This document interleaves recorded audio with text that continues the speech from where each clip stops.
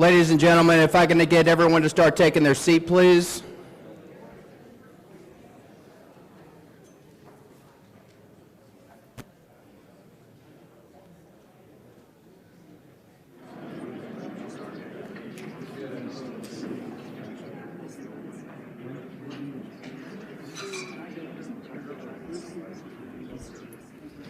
Good morning. All right, so now that we've tried that as a rehearsal, let's get ready to do it again. And this time, let's sound off. Good morning. Good morning. All right. Welcome to the Defense POW MIA Accounting Agency, Las Vegas, Henderson Family Member Update. This is outstanding to see the crowd here today. At this time, please, if you can stand, we'll do the Pledge of Allegiance.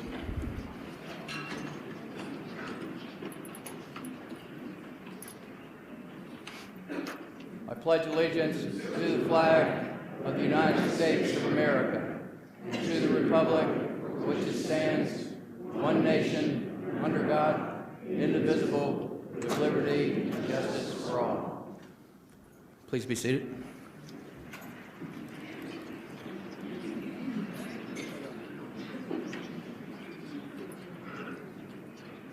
So I wanted to quickly go through some logistical updates. First off, for bathrooms, if you go out the doors here, take a left and then another left.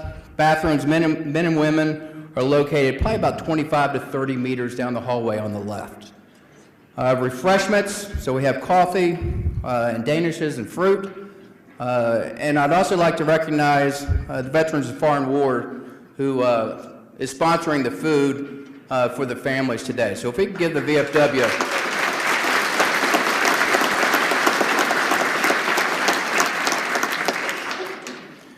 So what I'd like to do now is, if this is your first family member update, if you could just raise your hand, please.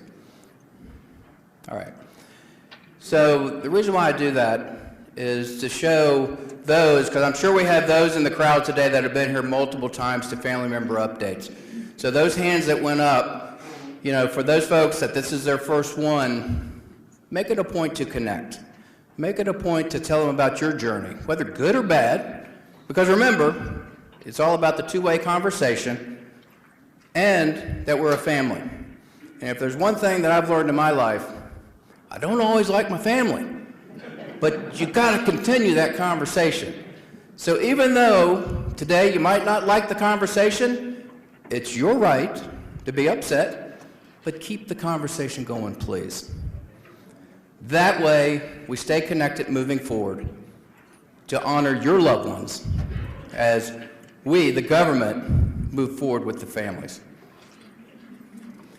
Now, at this time, again, if you're able, if you are a veteran, if you could please stand.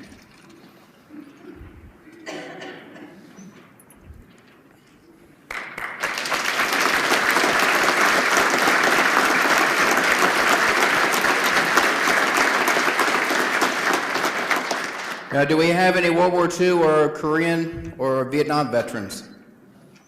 So I ask you to stand again.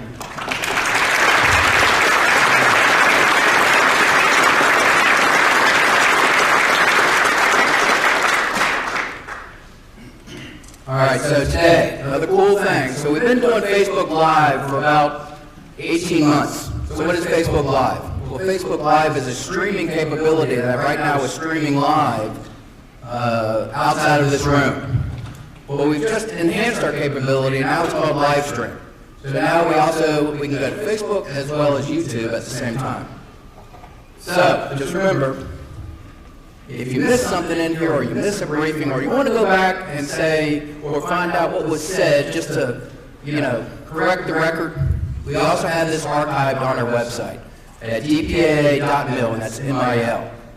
And it's about halfway down the home page, and that's there for y'all to make sure, again, it's a resource for y'all to make sure that you have the most current information. Now today we also do have local media that will be attending, newspaper as well as TV. If you're uncomfortable with anybody, taking your picture or if they ask you for an interview. Colonel Hoffman, where are you, please? So just seek out Colonel Hoffman, and he can assist with any of that. Okay, at this time, I also want to highlight some of the military in the room. And I also want to just highlight that today less than 1% of the American population serves in uniform. So the folks that I call out, I consider they're elite. First, Colonel Frank Tank, the Director of European Mediterranean from EPAA.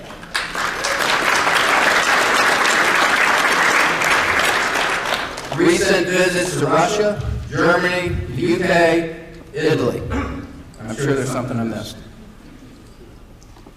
Staff Sergeant O'Neill, photographer. So he'll be taking photos today. And we'll put this up on our Facebook as well as potentially up on our website to capture this family member update. Now, Staff Sergeant O'Neill's been to Laos, Vietnam, and the Solomon Islands.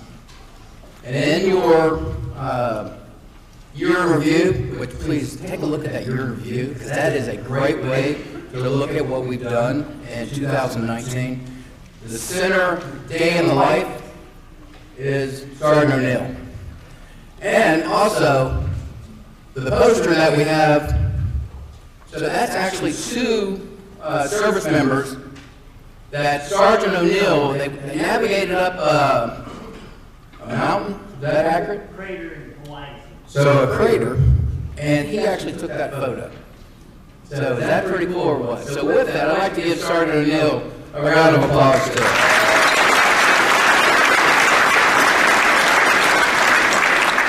All right, we also have Major New, who has deployed to Vietnam, Laos, and Solomon Islands. Staff Sergeant, if I mispronounce this, don't be upset with me. Romanello, did I get that right? Yes, sir. All right. Vietnam and Laos. From the Air Force Mortuary Affairs, we have the Commander, Colonel Brian Eddy, and his senior enlisted leader, Chief Master Sergeant Ravella. And I probably didn't get that right, did it? And we'd rehearse that too. Also from the Director of the Armed Forces Medical Examiner System, we have Colonel Lou Finelli. From Army Casualty and Mortuary Affairs Operations, Colonel Caruso. Master Sergeant Jose Lucio from EM, he works with Colonel Tank, but he's been to Poland, Romania, Italy, Austria, France, the UK, and he's in our detachment in Germany. Now, why do I call out these folks? Because I want y'all to be sure that you know that these guys want to talk. So if I said where they've been on a deployment, and you want to go talk to them, please go talk to them. They love to talk. Am I right on that? Master Sergeant Lucio, I know he likes to talk. All right. Now, if I could get everyone to please just take your agenda, and then on the back side, here's what I want everyone to think about before I turn it over to Mr. McKay, is that we will be doing a remembrance ceremony. And in the remembrance ceremony, that is your opportunity to briefly honor your loved one. So again, look around the room. We have a pretty good crowd in here. If I could get everyone to keep it to this format, that would be wonderful. And then again, it's a brief snapshot, please. All right. So without further ado, what I'll do now is introduce Mr. Kelly McKay, the Director of the Defense POW Accounting Agency.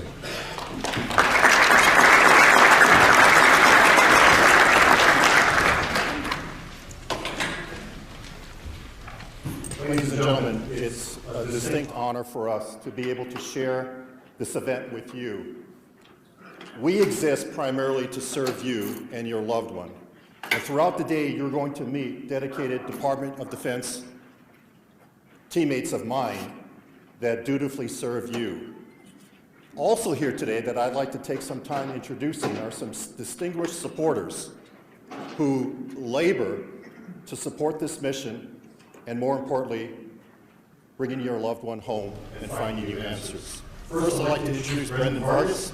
Brendan works for Senator Rosen. Brendan is an Air Force veteran. And here's the cool thing, in 2006, as an augmentee, Brendan served on one of the JPAC teams in Laos.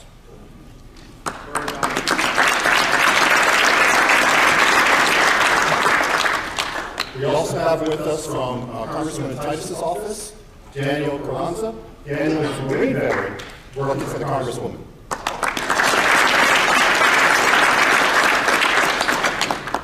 Fred Rager, Army veteran, works as the Deputy Director for the Governor in the Department of Veteran Services here in Nevada.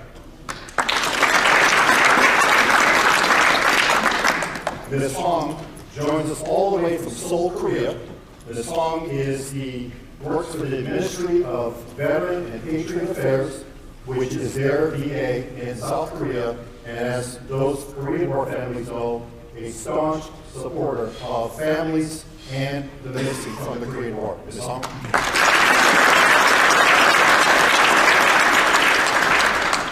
And then from the Department of, Disabled American Veterans from DAV is Mr. Prost, an Army veteran. So we're very grateful to all of you and the tremendous support that you provide the agency. And lastly, one of our teammates in the Department of Defense, oh, there you go, Joe. If you could stand up, please.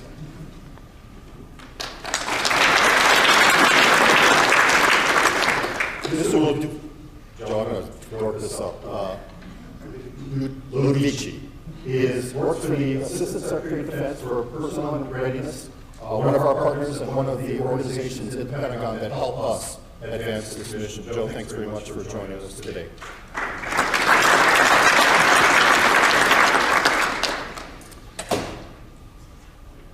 Ladies and gentlemen, the reason we come together today is very simple.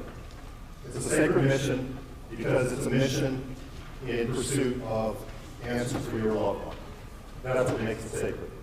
But the fact that your loved one made the ultimate sacrifice on behalf of this nation makes it a moral imperative, and one that we are proud to serve dutifully on. When you look at this, you think the mission is obvious, and that is to achieve the fullest possible accounting of the missing from past wars. But I would submit to you that it profoundly defines us. We use this as our North Star.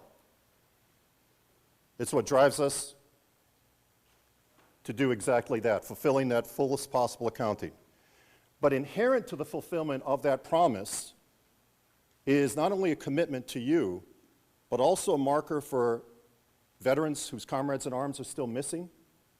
And it's also a marker for those you were introduced, some of whom you were introduced today, those that serve in uniform today, that they will not be forgotten should they go missing. It is the most unique and compelling mission in all of the Department of Defense, bar none. Bar none. And what makes it compelling and unique is why we espouse those values that you see there.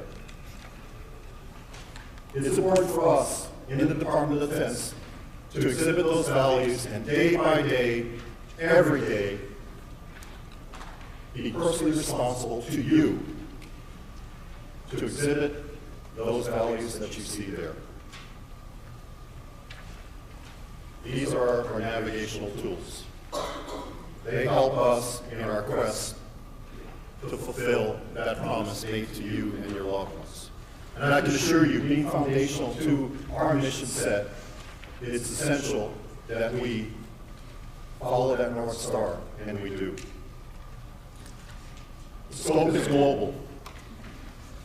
I was shocked when I first became associated with this mission as to how many Americans are missing from past conflicts. And while the numbers may appear to be daunting, we know that those numbers represent a unique individual. They're more than just numbers to us. Each of those losses represents your loved one. Memories and stories have been passed down, as you well know. You know more than anyone else that that is more than just a number, your loved one. Which is why we dutifully serve to pursue answers to our missing. It's also why we believe that this scope of our work is not only generational, but it's also global. We work with 46 different countries all over the world. We depend upon those countries for their cooperation, and they in turn recognize the humanitarian nature of this mission and are more than willing to cooperate. To include countries like China and Russia, where we might be having a tension-filled relationship overall. In fact, Colonel Tank was recently in Moscow, and next week we will send the chairman of the U.S.-Russia Joint Commission to Moscow to meet with his counterpart. And lastly, I don't need to tell you this, here at home, this is a very profound mission, one that has great visibility. That visibility is no more evident than what some of you may have heard occurred with that flag that you see there. Last year, the President signed a bill, the National POW MIA Flag Act, which mandates that that flag, an iconic symbol of your loved one and this mission to find him, that flag now is required to be flown, not just on select days, but every day at select federal installations. An absolutely humongous thing.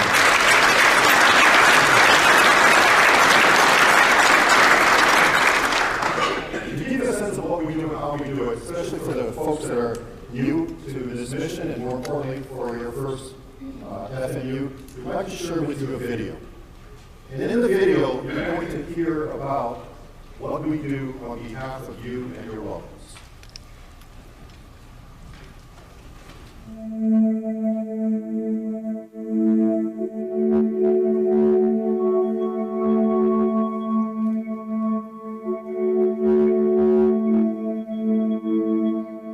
We write no last chapters.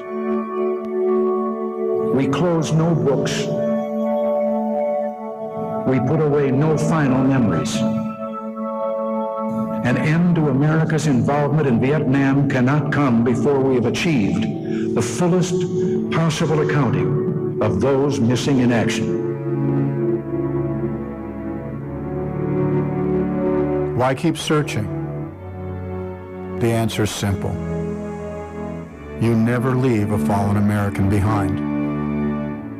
The mission of the Defense POW MIA Accounting Agency, or DPAA, is to provide the fullest possible accounting for our missing personnel to their families and their nation.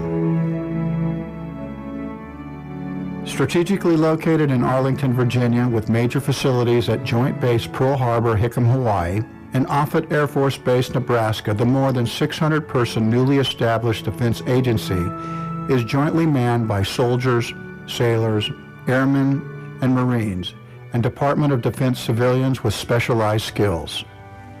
Researching, recovering, identifying, and ultimately returning an individual to their family begins with analysis and investigation. The DPAA experts begin the search by studying all known information regarding the circumstances of each loss. Historians and analysts gather information from U.S. veterans, foreign witnesses, archival records, and other sources. They then create a case file for each unaccounted for American. This file may include historical records, official correspondence, maps, photographs, daily activity logs, and medical and personnel records of the missing person. These files are continually updated until an identification is made. Once the research has been done here, and we get the command's approval, we send out small teams. It could be up to 2 people, it could be a 10-person team, conducting interviews at a villager's house, at a district office, or in a combination of going to the site first and then conducting the interviews on site. Once all available information is analyzed, a decision can be made to disinter individuals buried as unknown or conduct field investigations. During a typical investigation mission, personnel interview potential witnesses, conduct on-site reconnaissance, and survey terrain for safety and logistical concerns. Teams also try to generate new leads that may result in future recoveries. The main goal of the investigation is to obtain enough information to correlate or connect a particular site with one or more missing Americans. If enough on-site evidence is found, the site will be recommended for recovery and excavation. Recovery sites range in size from a few square meters, such as in individual burials, to areas larger than football fields for aircraft crashes.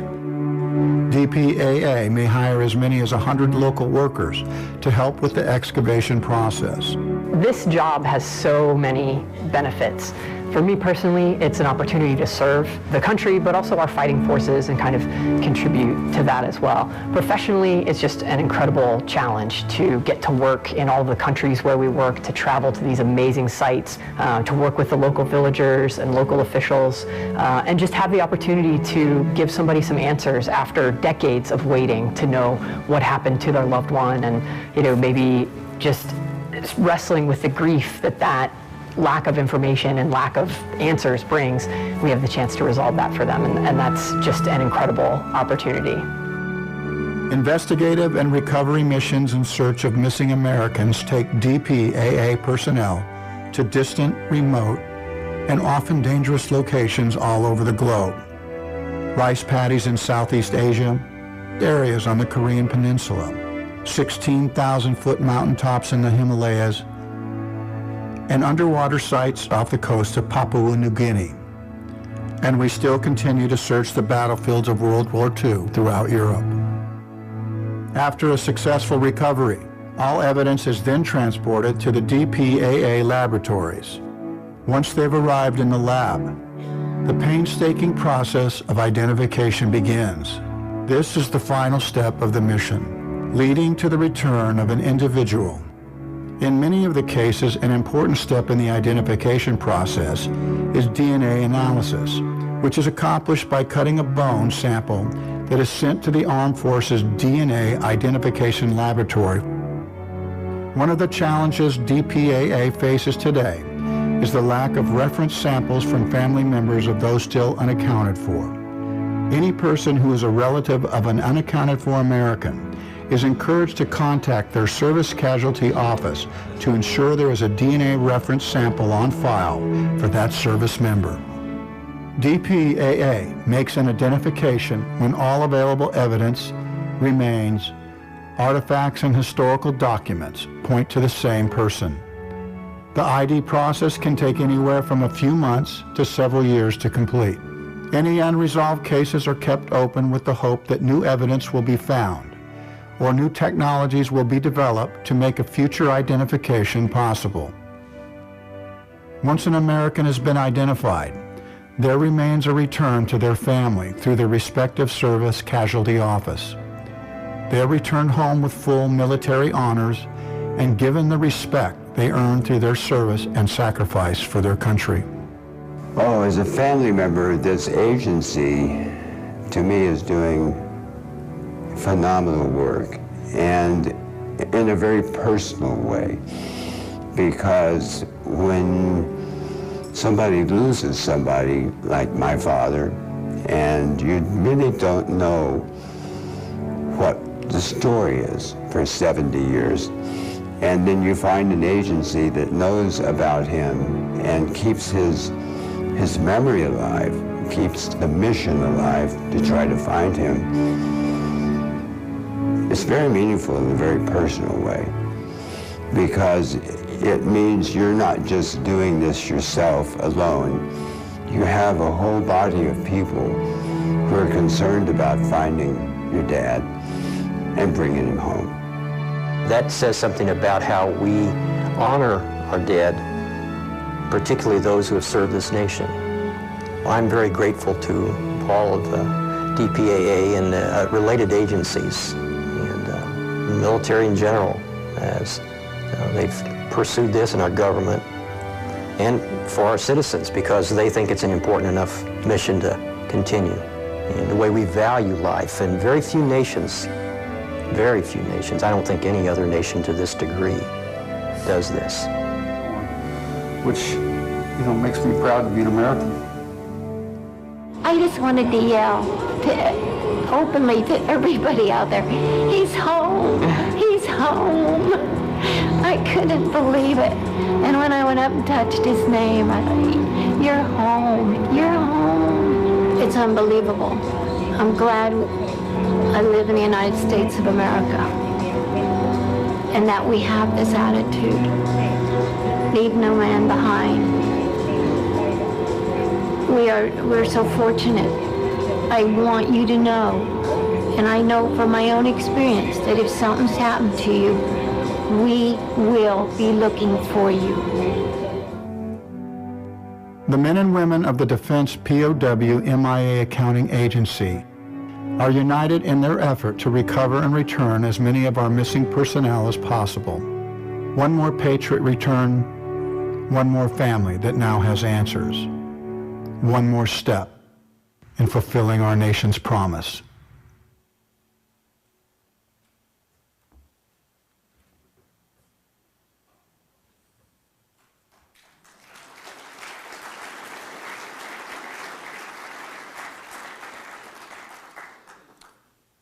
Scattered throughout is just a small sample of the military and civilian professionals that were featured on the film.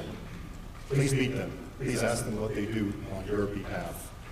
You'll meet historians, researchers, analysts, scientists, service casualty officers, all dedicated to the common goal that you and us share. I'd like to transition and share with you some updates which I think you'll find notable. You'll recall the Singapore Summit was in June 2018, where our president was successful in meeting with the North Korean leader and brought about a commitment for both the repatriation and recovery of remains missing from the Korean War in North Korea. And by the way, of the 7,600 missing from the Korean War, 5,300 are north of the DMZ. Shortly after the summit, you'll recall that 55 boxes were given to the United States. Those boxes continue to undergo forensic analysis in our laboratory. In those boxes were over 500 small, large, commingled bones. Over 500. We completed the DNA analysis, and surprisingly, those bones represented 250 different individuals. We were shocked. Our scientists at the Armed Forces Medical Examiner System DNA Identification Laboratory were able to sort through and find that 170 of them were of Western origin and 80 were of Asian descent. And of the 170 that were of Western origin, only 20 of those bones had been previously identified. Which means, I'm not good at public math, but there could be up to 150 U.S. or Allied servicemen identified from those boxes. To date, we have identified 43 of them, and will do so over the months ahead. That's the good news part of the story from Singapore. The not so good news story is that we are at all stop on the recovery with the North Korean Army. We have had multiple engagements, multiple communications. They stopped talking to us in March of 2019, last year, and we have not heard back from them since. Obviously, we know that they're tying it to denuclearization discussions and sanctions relief, which is unfortunate because as we've tried to communicate to them, this should be a humanitarian separate mission. Nonetheless, we remain open to an arrangement being reached such that we can conduct a summer mission in August. We remain open to that overture. from the North Korean government. We're very excited that Congress gave us authority to establish public-private partnerships, and we're marching out solidly on this. We have 65 that we've set up to date, and it's growing. Everything from universities to non-governmental organizations, private researchers, all are coming to us, we're coming to them to ask them to add their intellect, their capacity, their capabilities to help us do this work. This particularly is very intriguing for us in Europe as well as all throughout the South Pacific. And this very day we have private partners in the United Kingdom, in Italy, as well as in the Philippines, all working for us, helping us to advance this mission. For the Southeast Asia families, I can tell you emphatically that we have seen a change in both Vietnam and Laos over the last few years. Both countries are extremely cooperative, Vietnam more so than Laos, but Laos is coming along. And they are working with us, being more cooperative, helping us on initiatives we present to them. We're very excited in Vietnam that Vietnam is doubling the number of Vietnamese unilateral teams this year from 4 to 8. Again, it allows us to do more and to do it faster. For those of you that have a loved one who may be an unknown buried in a U.S. cemetery somewhere in the world, we continue to improve our disinterment process. The number of unknowns represents about 10% of the total missing from past conflicts. That 10% represents Americans that while they need to be in U.S. soil, need to be brought home to their loved ones. So we continue to improve the process, working with, again, our partners throughout the Department of Defense. And lastly, thanks to you making your congressmen and your senators aware of this mission and how important it is to you, Congress continues to show great interest, but more importantly, great support.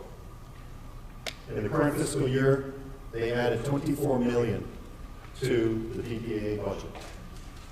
What that means is that all that $24 million goes toward additional operations. It means more boots on the ground, more scientists in the laboratory, more historians that can do research. And all of that is why we're grateful to Congress for their tremendous support. Allow me to leave you with two fundamental facts. This mission is a high priority for the Department of Defense. I can assure you that not only is a commitment made through resources, but it's a commitment made in sheer will. Everyone from the Secretary of Defense, the Chairman of the Joint Chiefs of Staff, all are aware of this mission, and more importantly, why this mission matters. And I cannot foresee that commitment changing in any one way, shape, or form. And lastly, you'll meet some of them today. I have never been associated with a more talented, dedicated, passionate group of professionals, both military and civilian. Not just in DPAA, but service casualty offices, the Armed Forces DNA Identification Laboratory, as well as DIA Stony Beach. All dedicated and passionate about finding answers on behalf of your loved ones. Ladies and gentlemen, there is absolutely no way for any of us in DoD to fathom the depths of your loss. We know for a fact that time doesn't heal. You are our Gold Star families who not only have to deal with the grieving of that loss, but it's exacerbated by the uncertainty attached to it. And that uncertainty is why we are here and why we dutifully serve you day after day, week after week. Today we have teams deployed in 10 countries, and that's just a snapshot in time. We have teams in Laos, the Philippines, all doing back-breaking work, as you saw in the video, to serve you and your loved ones. You'll recall from the video, President Coolidge said eloquently, "The nation that forgets its defenders will itself soon be forgotten." I can assure you, all of us are here and dutifully serve you to not forget those defenders. Your defenders, the defenders who came to this nation's call and answered the call of duty. That commitment is why the fullest possible accounting and why that sacred mission, that moral imperative, is something that we can never take our eye off of. It's why this flag serves as a reminder to Americans all over the country about why we can never forget. This mission demands the very best from all of us in the Department of Defense. And I can assure you that you will get that very best. You'll get that talent, you'll get that commitment, you'll get that passion. Talk to these people, look in their eyes, and you'll see they believe in what they do. It is the most purposeful mission we all do in our careers in the military. We all do some really incredible missions. There is none more compelling than this one. May God's grace be on each of you. May He always strengthen not only our shared mission, but our shared desire. And may He always bless the United States of America. God bless you all.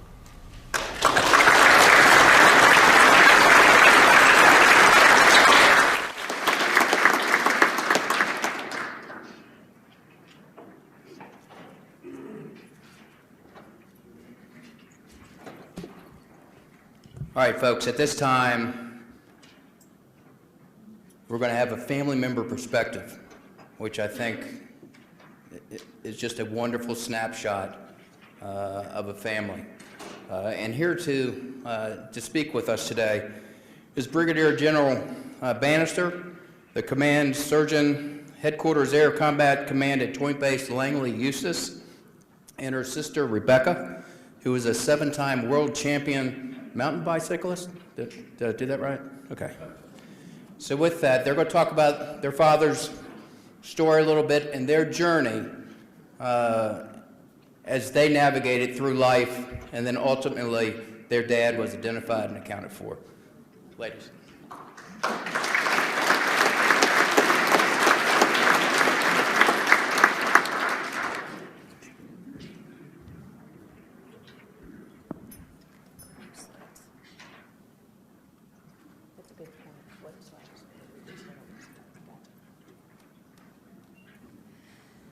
First of all, it's an honor and privilege to spend time with you today.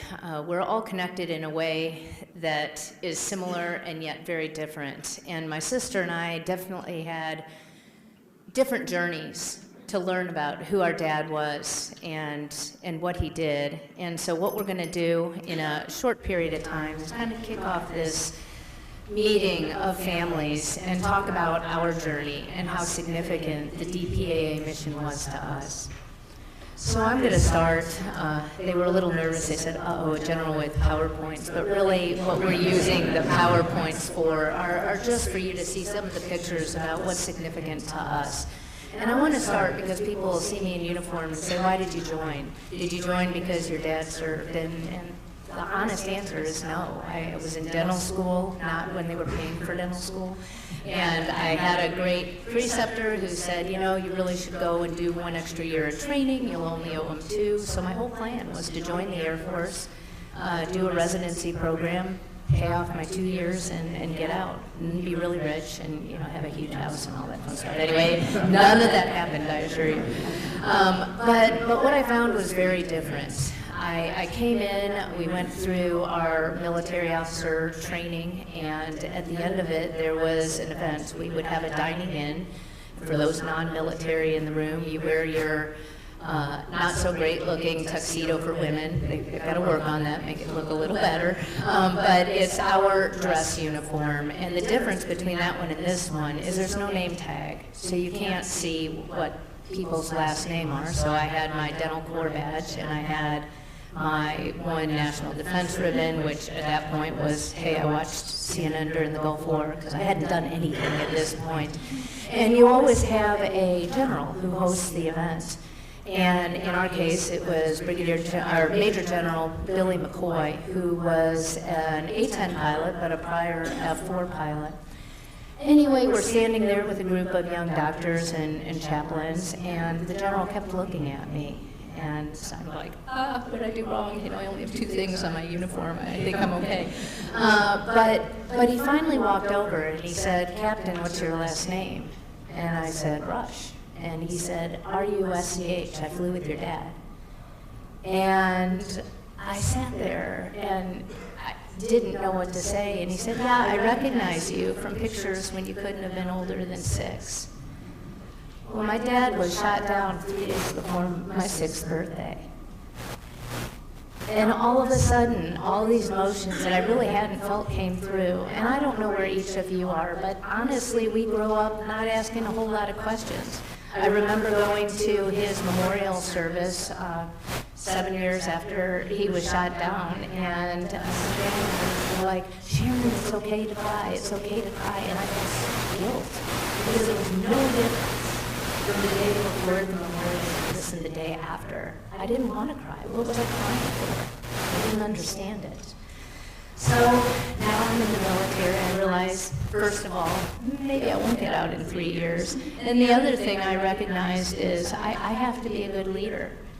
I want to be that person that's going to recognize somebody's kids years later. And I've spent the last 28 years trying to do that. And I'd love to say, yeah, that was a defining moment for me, but it only sort of was. It kept me in the military. I still had the unknown. I started thinking about my dad more, and so I would say, you know, in 1992, I started thinking, okay, well, I wonder who my dad was. You know, now I've met somebody that knew him. I'm hearing a little bit of stories. I met a couple more people that maybe didn't know him, but had been in his unit. And I started wanting to know more. In 2002, while I was in residency program down in San Antonio, they came to me and they said, listen, and that was the first excavation, and said, we have a little piece of bone. But back then, you know, identification was through mitochondrial DNA. Well, my dad was adopted. So now we got a bit of a problem. So we did a search. It took me about 6 months. Finally got with the adoption agency. They hunted down the mom. I wasn't allowed to talk to the mom because of privacy. Well, she refused to give a cheek swab. And, you know, there's nothing I can do about that. So, and again, I love DPAA, then it was JPAC, and they're like, you know, but it could have been your dad. Well, you know, that's not a whole lot of finality either. And so I kept going on, and you have the dreams, you have the thoughts, like what if he was a POW? What if he was missing and walking through a jungle by himself, hurt, nobody to help him? And being in the medical community had made me start wondering, you know, and trying, what can I do to best help the airmen who were my dad's age, a lot of them younger, and help them? In 2007, I got the call. I had just pinned on Colonel, and I got the call from DPAA, and they said, hey, we need to talk. And I'm like, okay, well, I'm packing up my house. They did. They came out to my house while I was packing and said, we've identified your dad. Quick, because I was told I only have 15 minutes and she gets to talk too, so I won't make it a long story. But bottom line, I got to go to Hawaii, and I picked up my dad's remains. And I remember, and where's Johnny Webb? I know you're in here somewhere. He's hiding from me. I don't see him. I know he's in here. But he was there, and he and his team sat with me and brought out this bag. But more importantly than the bag, it was this perfectly placed gray blanket. The casket was there. My dad's uniform perfect, with his name, with his ribbons, with his rank. And they handed me the bag, and in it were 2 small teeth. Now remember, I'm a dentist. And they handed me the x-rays, and I sat there and I looked at the teeth, and I looked at the x-rays, and I knew he was home, and it was the first time I was able to cry, because he was home. And now that mattered to me. Throughout my career, I've had amazing opportunities. A couple years after that, I was stationed at Dover as a Med Group commander. And then I got to work with F Mayo, and I got to work with Mortuary Affairs, and I helped bring people home. And I went out on the flight line, hundreds of hours on the flight line, watching families as their loved ones were brought home, because I know how much it matters, and I know that's when the healing begins. And I guess my message to you, and my sister's going to tell her journey, but my message to you is that nobody stops looking. But whenever it happens, it matters. And I can promise you, as long as I'm allowed to be part of helping with the mission, I'll do that. It is so significant, it's so important, and I can tell you that the government really does mean it. And as somebody in uniform, I'm glad, because if anything ever happened to me, I have no doubt that they do everything they can to bring people home. With that, I'll pass it off to my sister.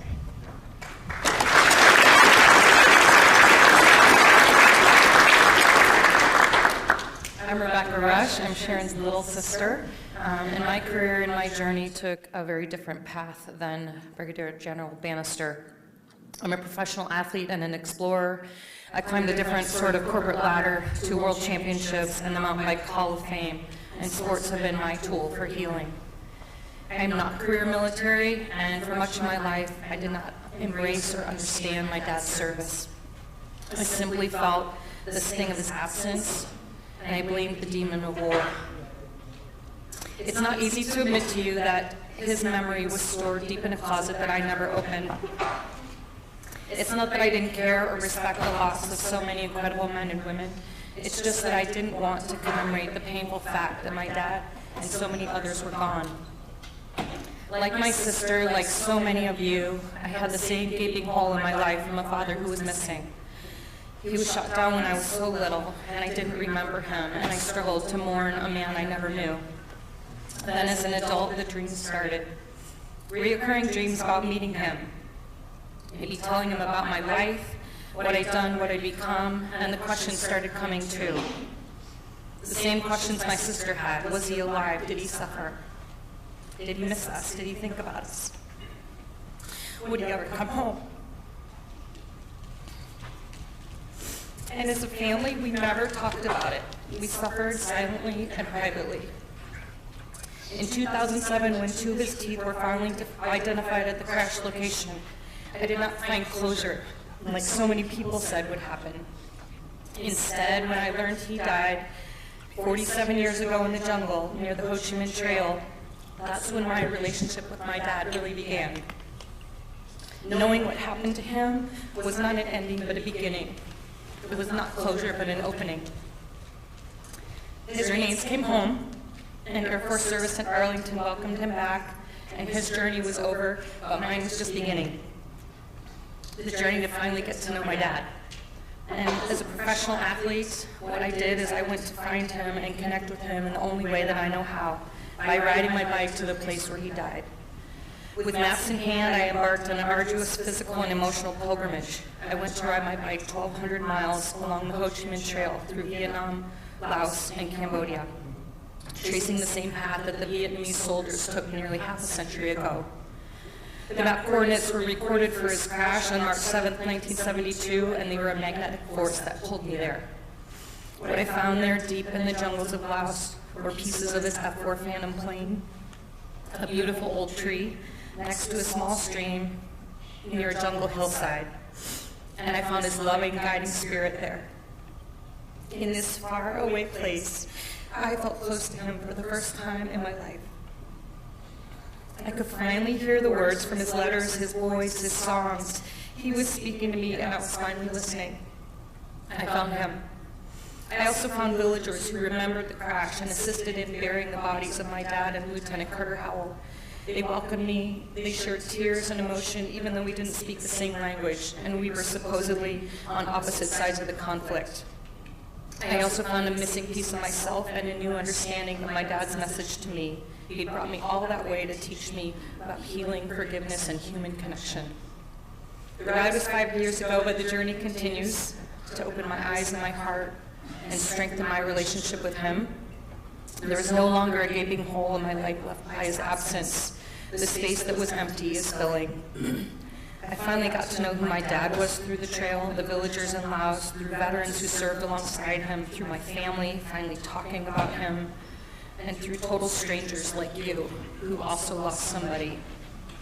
I've come to understand and appreciate his service, my sister's service, and the service of so many other veterans.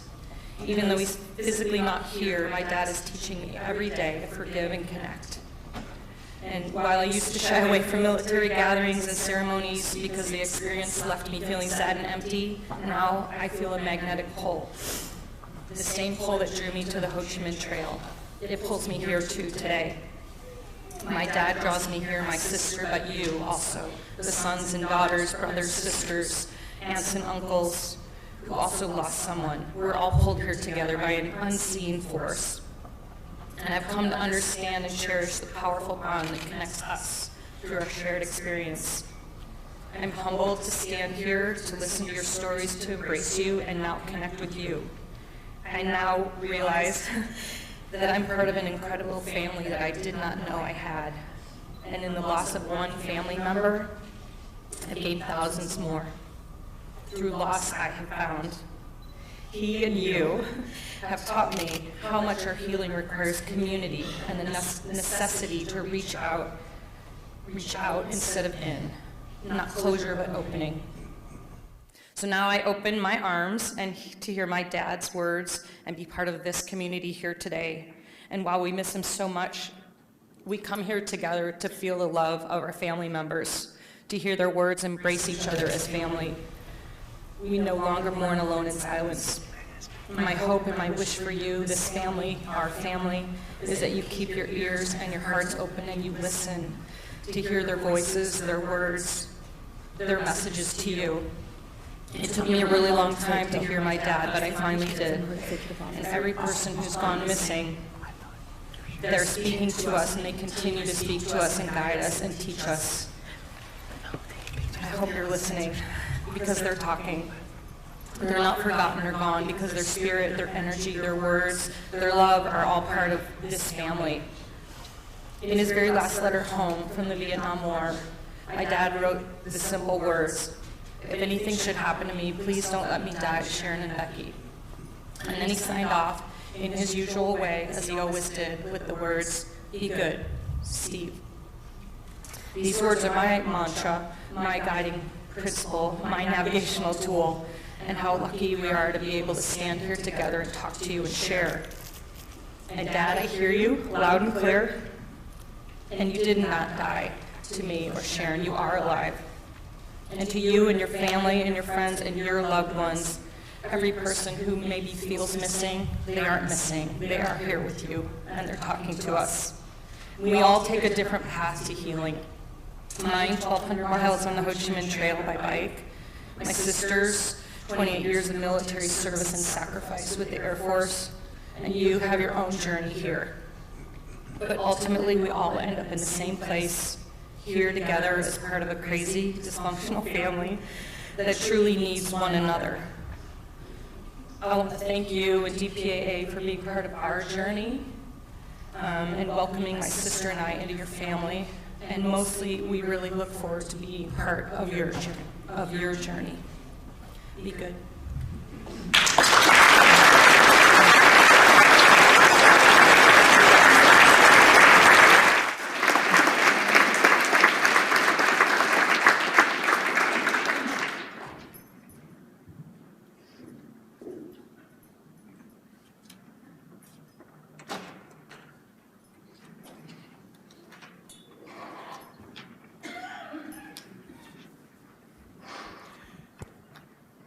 Duty, honor, country. If we can have another round of applause, please.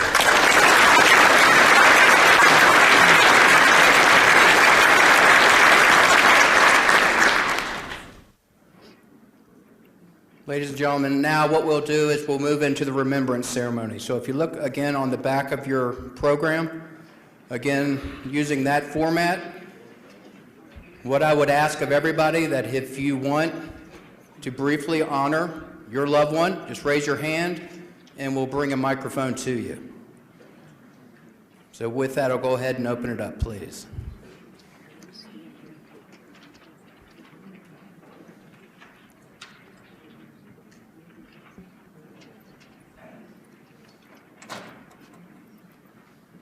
Now, I heard y'all talking out there. I know you're not shy, so come on. All right.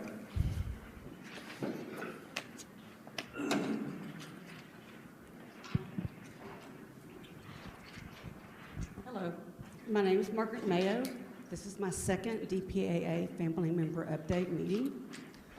My journey started about 5 or 6 years ago with this book called The Awful Truth. And it was letters, compilation of letters written back to the United States between my third cousin, Arnold Lester Fishew, who was a second lieutenant in the Army Air Force and in the Philippines, and his sweetheart, who lived in Texas at the time. Read the book, discovered that he had been killed when the Orinoco Maru Japanese ship was sunk on December 15, 1944. 1942, sorry. I put the chapter to rest at that point. There was nothing else he was lost. Till a friend of mine told me about the DPAA. I'd never heard of the organization, didn't know anything about it.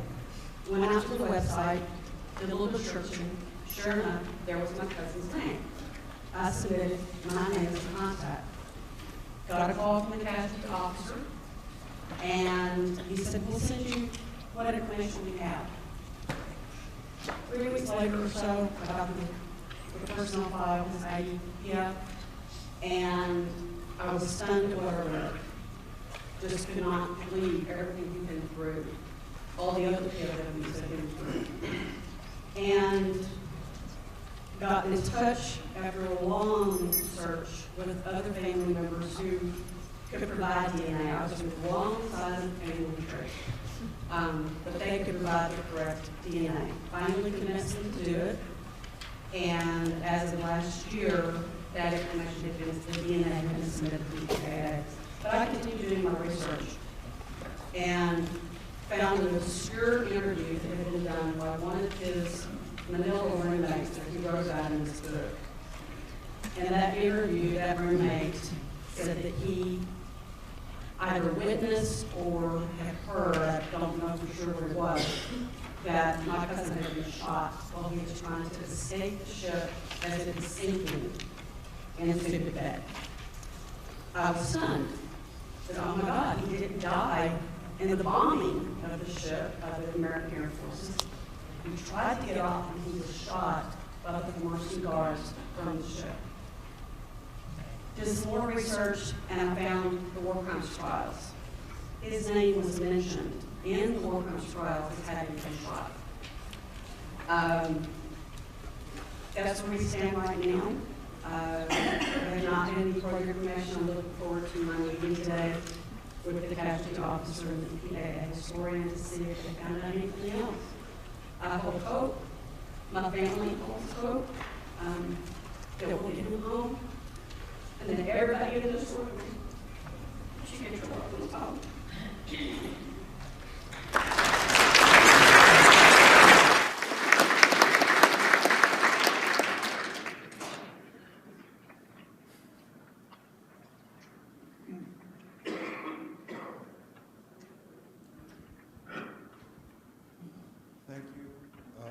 I'd like to thank the DPAA.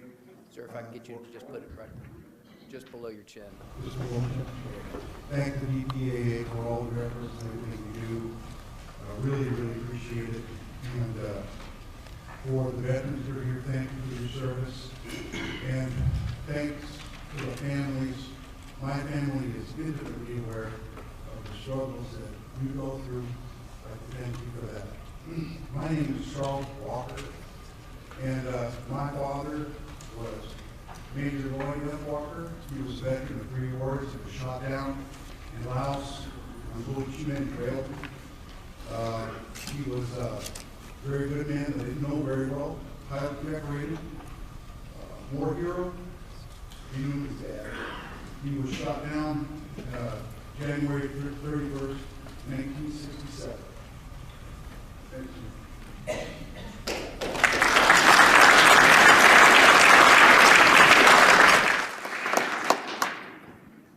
Hello, my name is Lorraine Larson. My brother, Captain Eric Kubrick, has been missing in Cambodia since 1970. We're actually celebrating him not being with us for 50 years. As we speak, they're actually at his DPAA, at his excavation, doing another, at the crash site, doing another excavation. So we would appreciate all the prayers from everyone in this room, and hope to bring him home. The men and women that are involved in this agency are absolutely incredible. It took us a while to realize that we're all on the same journey, a very long time, but we all are, and our hearts are all in the right place, and we just appreciate everything that they've done for our family, and hopefully we'll get closure, like hopefully everyone else in this room will. Thank you.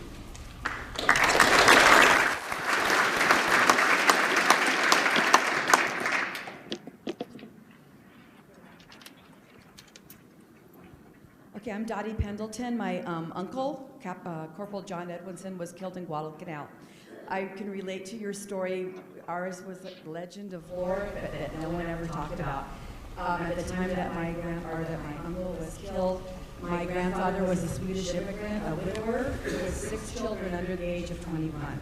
So when he passed away, life just went on. And until Memorial Day of 2017, when I randomly clicked on a picture that one of my cousins had posted on Facebook and was taken to the Missing Marines website, we knew absolutely nothing about what had happened to him.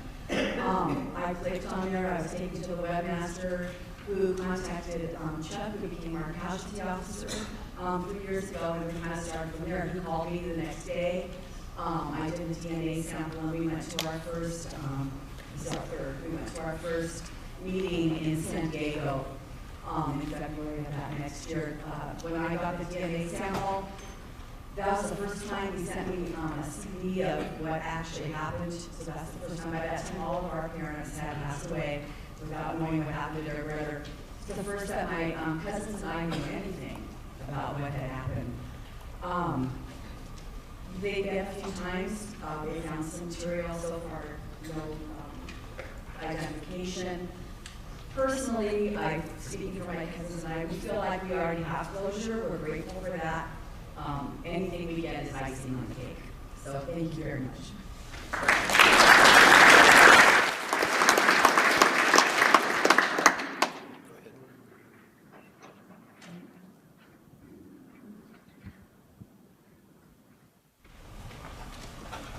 My name is Michael Carnegie. My uncle was killed in action. Pretty sure was buried right along with here. His name was his nephew. He was killed in 1942. I was born in 1946. I've never known him. Don't know anything about him. Never heard him. Nobody ever spoke about him. His name was, he was a private in the Marines, Joseph P. Carnegie. He was in Company B, 1st Battalion, 7th Marines, 1st Marine Division.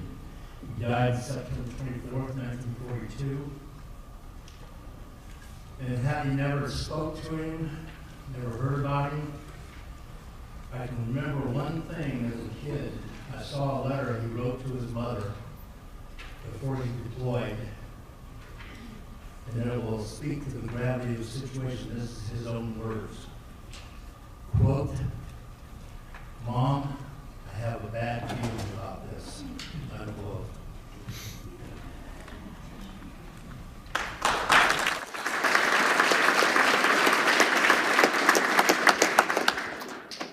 Hello, I'm Doris Burnett, and I've lived in Las Vegas for the last 40 years. And I am the sister of James Roy Newberry, Private First Class, from the Korean conflict. And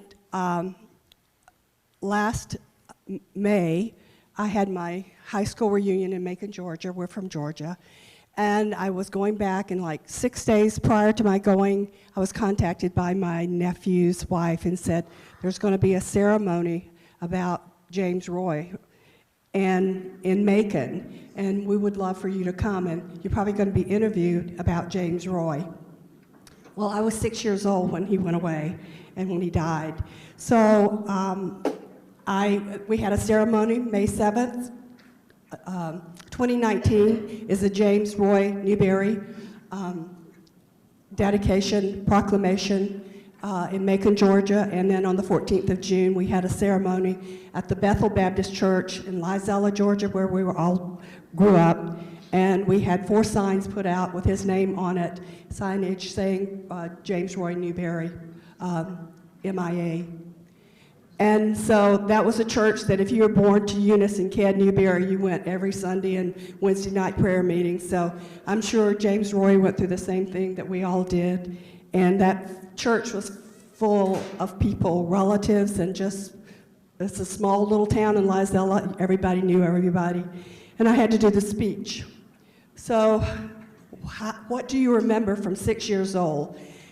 We had, I don't know if it's Southern or what, but we always had everybody's picture on the mantles. So in every sibling's house, in my parents' house. So I knew what he looked like. And they talked about him because he was evidently a funnier sibling than my others. And so how I knew him, my mother had saved all the letters that he had written her, and upon her death, my sister took them. Then upon her death, I inherited them. So I read, there were 100 letters, and they were all from him, and I got to know his personality, and I felt I connected spiritually, as you did. And so in this church service, I made a speech out of those letters and about who he was, how he loved his mother. And my mother was ill and died at 67, and my aunt said, you know, your mother became more ill grieving about Roy. And she would come in the morning and said, you know, I dreamed about Roy last night, and I think he's coming home. So that's what I remember about her, and affected her health. And so on behalf of the family, I'm just glad for these meetings.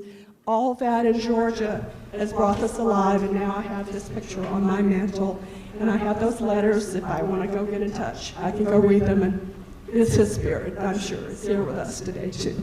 Thank you very much.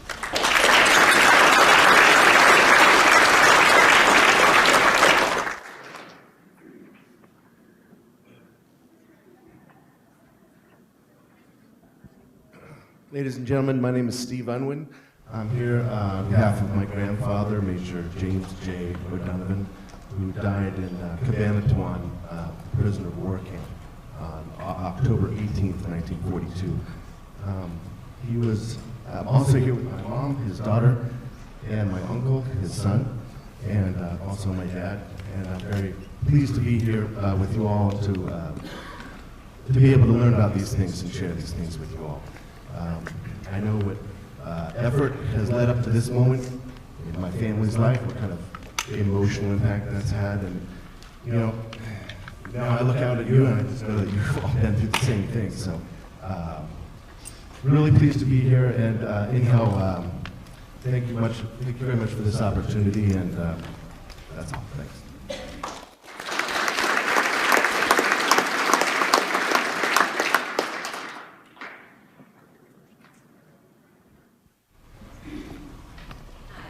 Jean and Julie, and we are here on behalf of our grandfather, James Milton Robb. Today is the 75th anniversary of his death, exactly today. I just learned that when I read this. He died on January 25th, 1945 on the Brazil Maru hell ship in the Philippines. Yeah, that's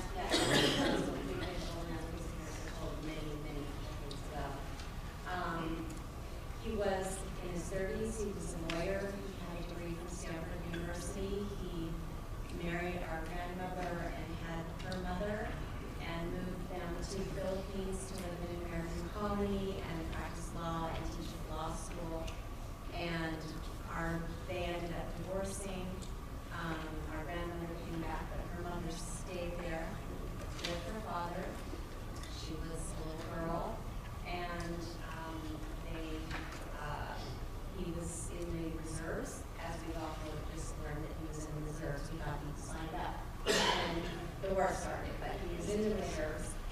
called into service when my father was attacked. And her father to the neighbor's home with kind of like a little shelter, said goodbye, and that was about 5 months.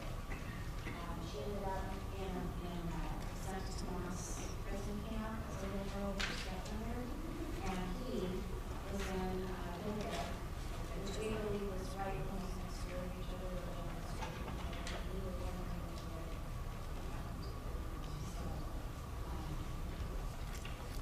my mom was liberated from Santa Tomas, her stepmother was killed in vacation, and she actually went to Chicken Pox and another week after they were taken back to Chicken Pox straight home. This is just amazing. I got phone calls from her. It really is going away. We have always thought we went down this ship. We don't know. Another story of her resonated with us. Maybe he needed to show her the shot for different stories. Yeah. And her mother is 87 years old. She's not here today, but she's still alive. She's playing makeup. And one other little tidbit is he wrote a 250-page journal while he was in hospital in Manila, and it's been published. Well, it's not been published, but it is in the library of Stanford University. If anybody's ever interested in looking that up, it's called Carry On, and it's all been documented, as many people did. I know there are a lot of journals, but he documented life in the camp and in the hospital, and the school they set up, and the classes they taught, and all kinds of stuff. So it's an incredible story.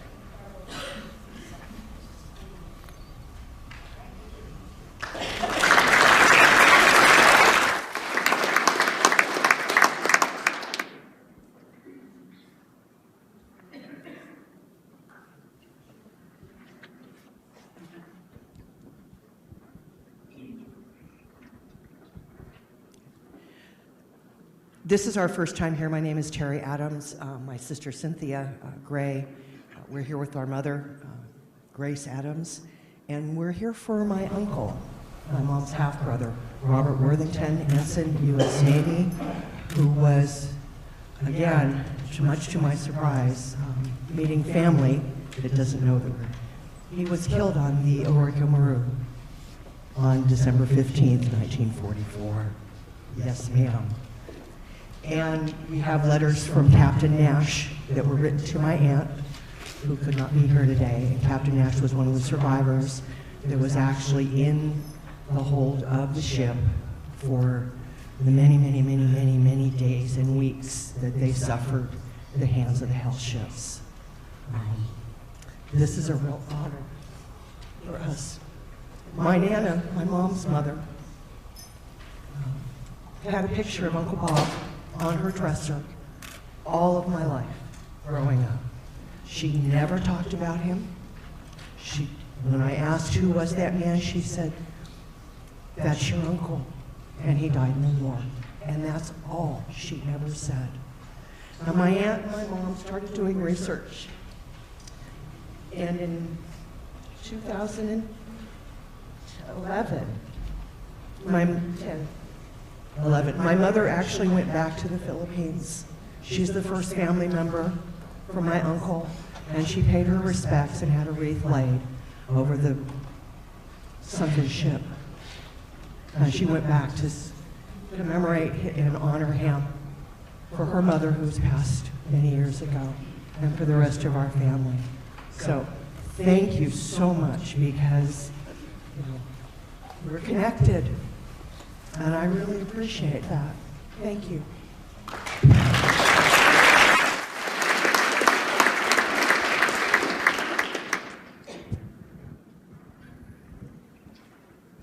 Good morning. My name is Shannon Spake, and I'm the daughter of Lieutenant Commander Dennis Pike, who's been missing in action since March 23rd, 1972, over Laos. He's a naval aviator and forced to eject out of a broken airplane. Even a really good pilot can't fly those. So I'm here with my mother, Luann, and my sister, Denise, and my husband, who's attending children. My sister and I actually, a year ago today, we were coming back from our trip to Laos. So Rebecca, I'm very anxious to talk to you about your trip. I didn't ride a bike, but maybe next time I'll ride a motorcycle. I'm not into pedaling that much. But I'm really thankful to DPAA for pursuing all of these years. Finally, we're starting to get some traction, and we're hopeful in the next couple of years that we might be able to bring Dad home. We do know that we have an ejection seat that is his, and it appears that he went down with the seat, he didn't separate. So all those years of wondering if he was taken prisoner or if he was suffering, it has been laid to rest. And he's my hero, but this is my warrior. He's fighting for so long and not letting his name be silenced.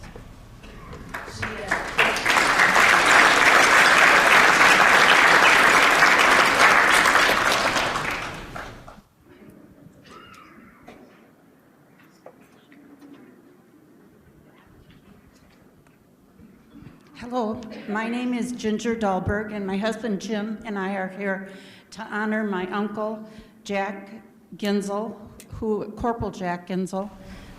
He was missing December 15th, 1944. He too was on that ship. He survived the Bataan March, only to be killed on that ship. His twin brother, Joseph, flew a 16-hour mission on D-Day, and he did survive the war. Thank you so much for what you do.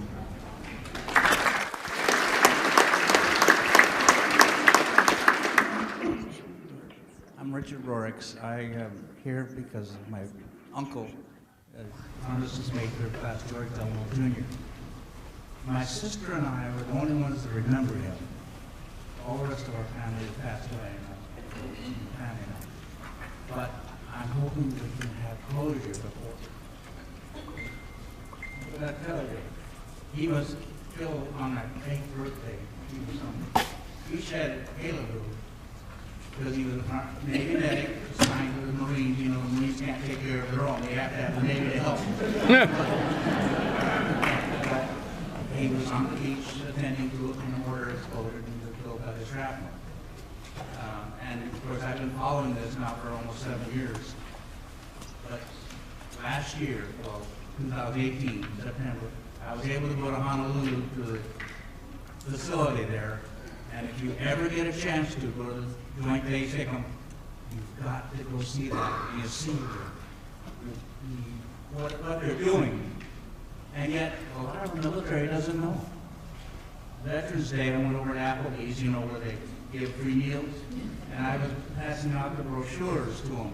They said, we didn't know. We didn't know they're keeping that promise. And you know they are. And I thank the military for it.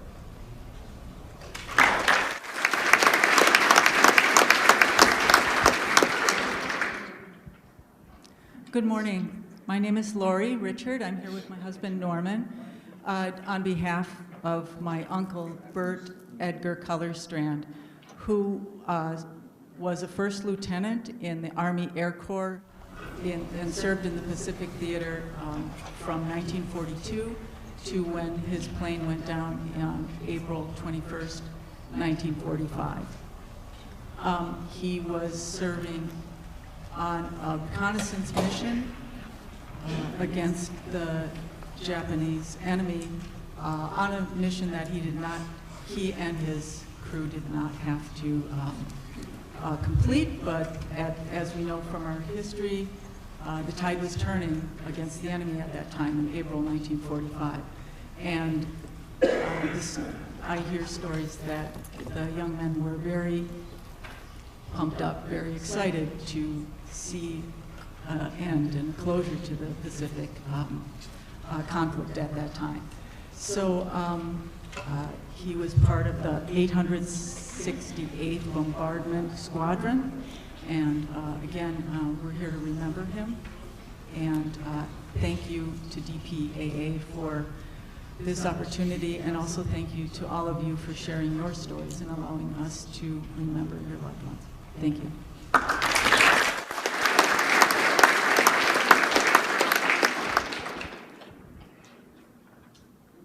Hi, my name is Lorella Chavez, and I'm here with my husband Bill to represent my uncle, Captain Ronaldo F Gonzalez.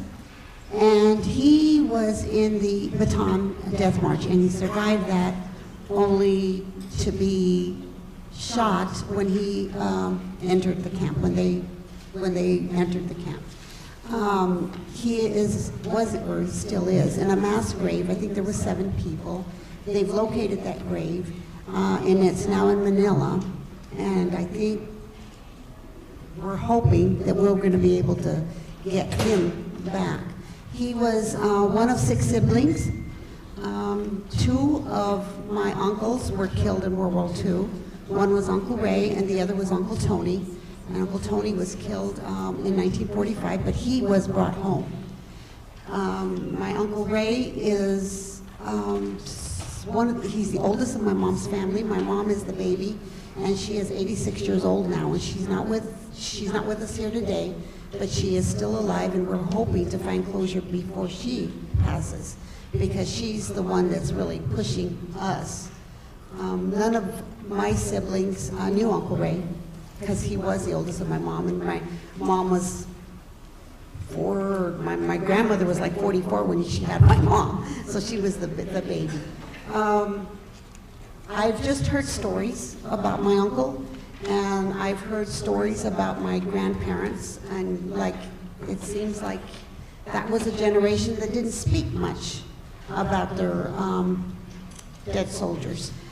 We live in a small community, Limitar, and there were 7 killed in these ships and the Bataan, and there were 7 of them killed at that time. So we have like 200 people in that. So it was a big percentage for my grandmother's small village in Limitar.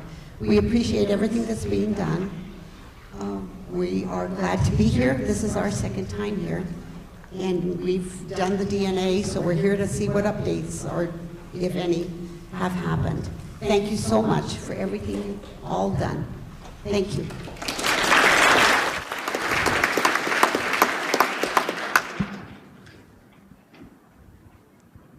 Good morning. My name is Freddie Munoz, and my uncle is George Segura.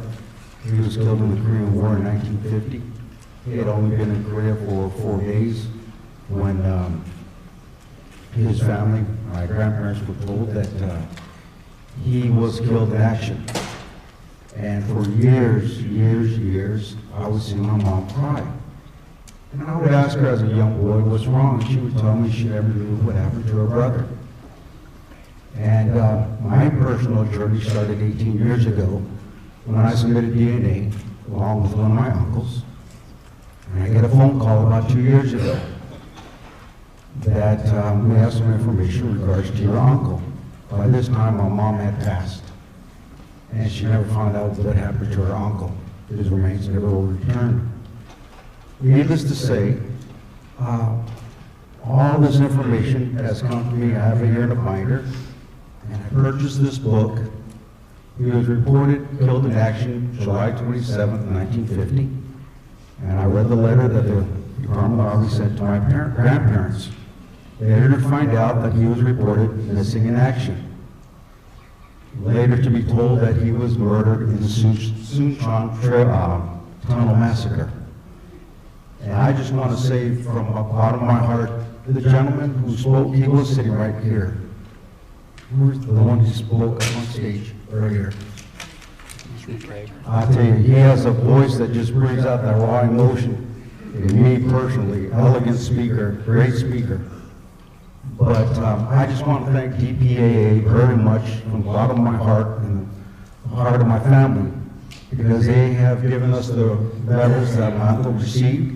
We found out information that nobody knew he was married, nobody in the family, even his brother.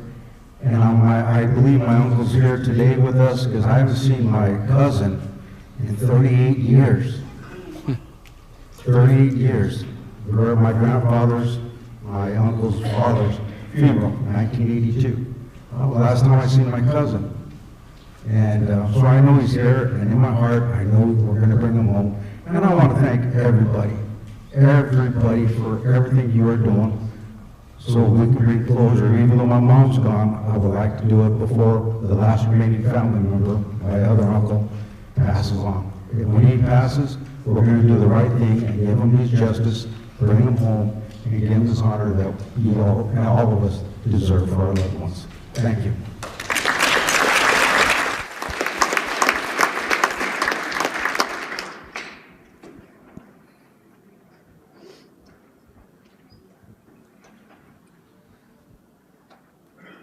Good morning. My name is Ramon Castellano. I'm here with my wife, Dorothy, representing her uncle, Ensign John C. Metcalf. Ensign Metcalf was captured at Falls Creek. Ensign Metcalf was captured at Falls Creek. He survived the Bataan Death March, survived the bombing of, or the attack on the Iroko Maru off of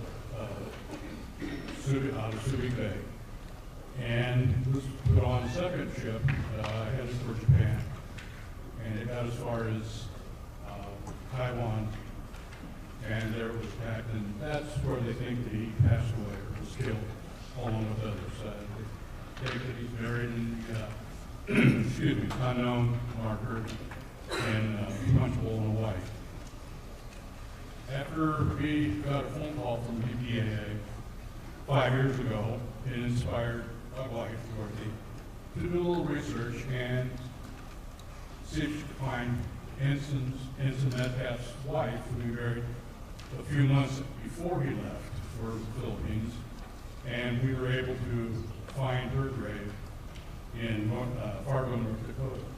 So, if Ensign Metcalf does get to come home, we now have a place to put him in his final resting place with his wife. Thank you very much.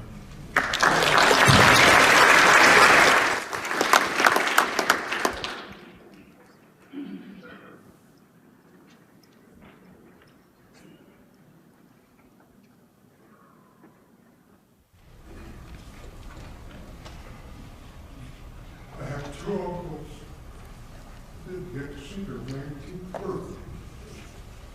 They died at Pearl Harbor, Joseph Southie, and Carl himself. Small country. Family was carried in the room.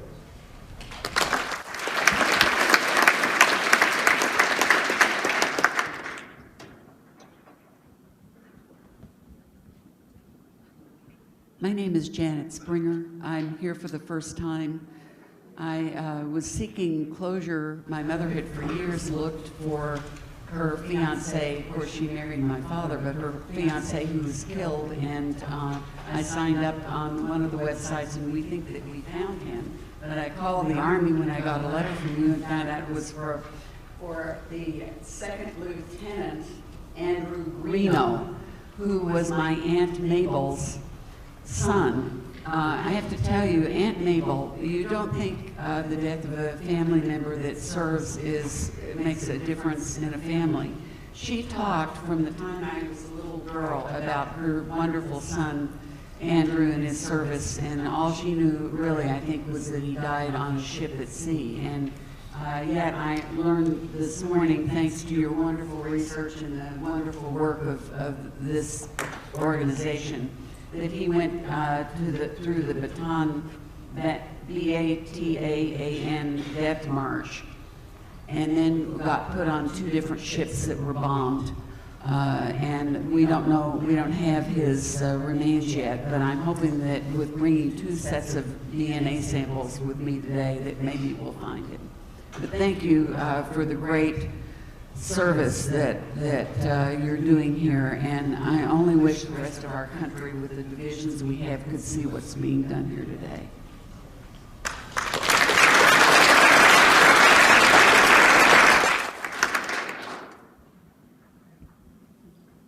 Hello, my name is Mary Lee Buckner. My husband was James Roy Westerman.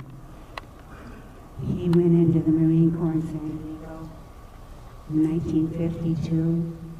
He got married, he left, and in August of 52, I had his daughter.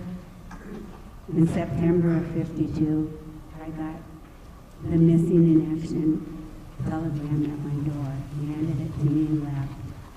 And since September of 52, I wondered if there was anyone that knew him, knew what happened to him, knew anything. It's my third time at these meetings, and to just know before I die, and I have one daughter, 67, and I was just 85 December, and I thought before I'm gone, I just would like to know how he died, and if I could get some kind of burial, if they do find these things. We gave all our swabbing and all that the last time that I came in. So Patty Johnson's been helping me the last 2 times she's been here today, but all I need is just before I'm not hearing anything, my daughter to know what happened to her. Thank you very much.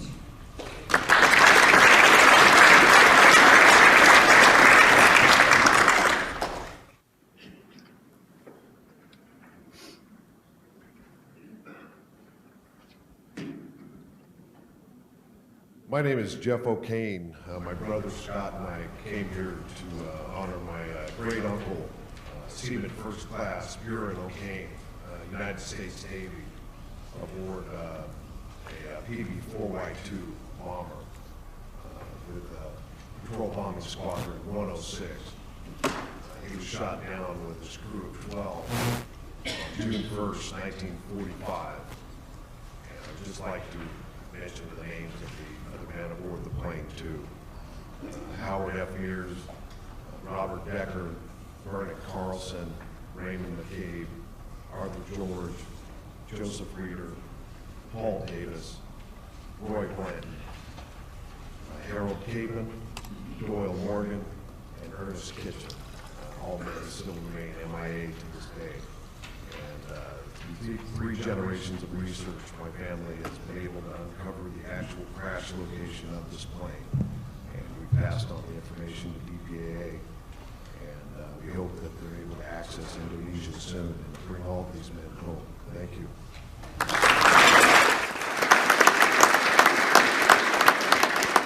Good morning. This is my first time at these.